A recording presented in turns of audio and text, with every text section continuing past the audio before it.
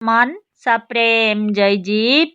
आदि मुनीश्वर योगेश्वर परम पूज्य सत्य सम्राट सदगुरुदेव सिमनी जी का वचनामृत से एक बूंद। मनुष्य की प्रवृत्ति अमृतत्व की ओर। अमृतत्व की ओर मनुष्य की प्रवृत्ति बहुत पुरानी है। सृष्टि की आदि से ही मनुष्य अमृतत्व की खोज में है। मनुष्य की यह इच्छा बहुत पुरानी है। मनुष्य जाति आरंभ से ही उस उपाय की खोज में थी कि जिससे अजर अमर और अविनाशी हो सके। प्रत्येक संप्रदाय धर्म और मजहब की उत्पत्ति का आदि कारण मनुष्य जाति की अमर होने की इच्छा ही है। सृष्टि के आदि में जो ही इस पृथ्वी तल पर मनुष्य का आविर्भाव हुआ तो ही वह उस उपाय का विधि की खोज में लग गया जिससे वह अमर हो सके, पर ऐसी कोई विधि उसे ना मिली।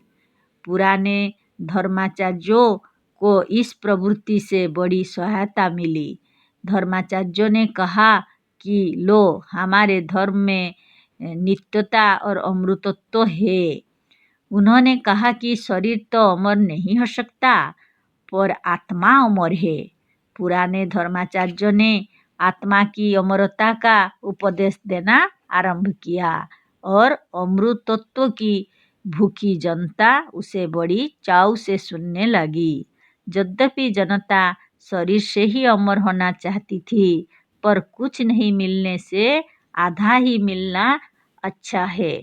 इस सिद्धांत के अनुसार पूरा अमृतत्व ना सिद्ध होते देखकर इस आधे को ही कबूल किया। शरीर और आत्मा दोनों को मिलाकर एक पूरा मनुष्य होता है।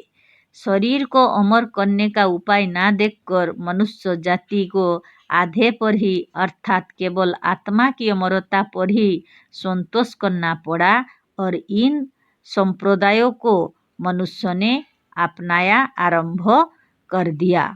अतः अब विचारवान इस बात को अच्छी तरह समझ सकते हैं कि मनुष्य जाति की अमर होने की पुरानी इच्छा ही प्रत्येक संप्रदाय धर्म और मजहब का कारण है।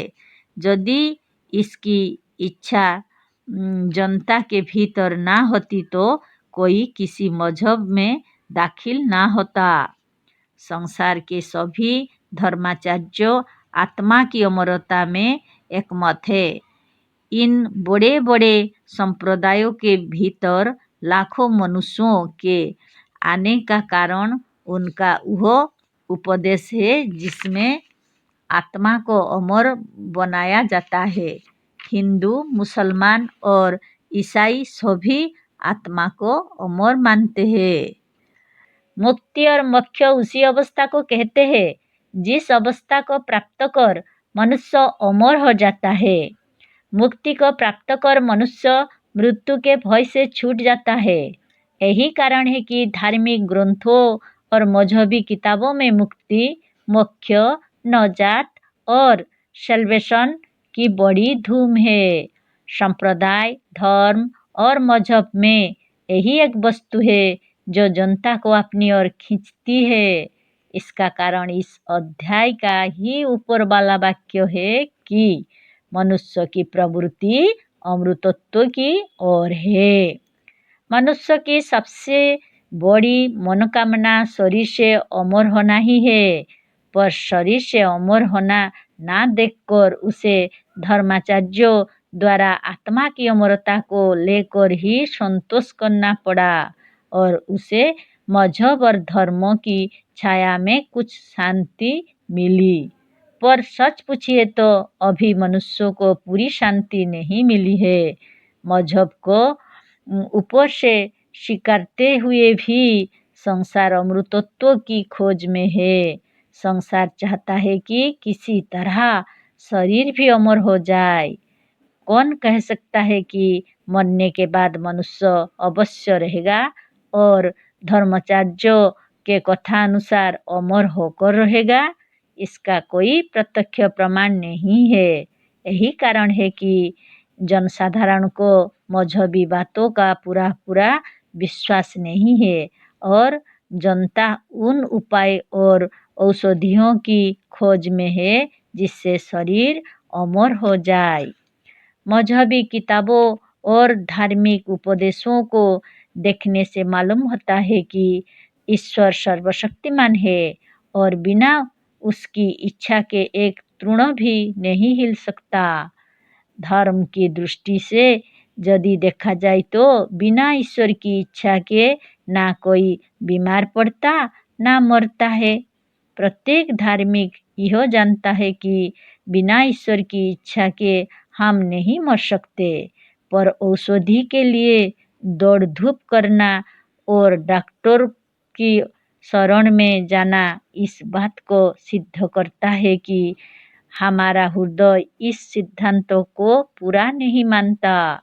ईश्वर को सर्वशक्तिमान मानते हुए भी मनुष्य ईश्वर को अच्छी औषधियों से निर्बल जानता है। मजहब ईश्वर को बलवान बतलाता है, पर जनता का हृदय औषधि पर विश्वास करता है। मनुष्य को बिना औषधि के संतोष नहीं होता। धर्म कहता है कि ईश्वर दुख देकर तुम्हें तुम्हारे कर्मों का फल दे रहा है, पर मनुष्य इस बात को मानता हुआ भी औषधि द्वारा ईश्वर के कार्य में बाधा डालता है। सच्ची बात यह है कि मनुष्य ईश्वर की मानता हुआ भी सचमुच नहीं मानता। जो धार्मिक मनुष्य या ईश्वर के भक्त इस बात को अच्छी तरह जानते हैं कि हम इस मृत्यु के बाद मोक्ष या अमृतत्व लाभ करेंगे, ईश्वर के नजदीक जाएंगे, व ईश्वर में मिल जाएंगे, वे भी मरना नहीं चाहते और औषधियों का प्रयोग करके जहाँ तक हो सके ऐसे ईश्वर से दूर ही रहना चाहते हैं। जय जीव।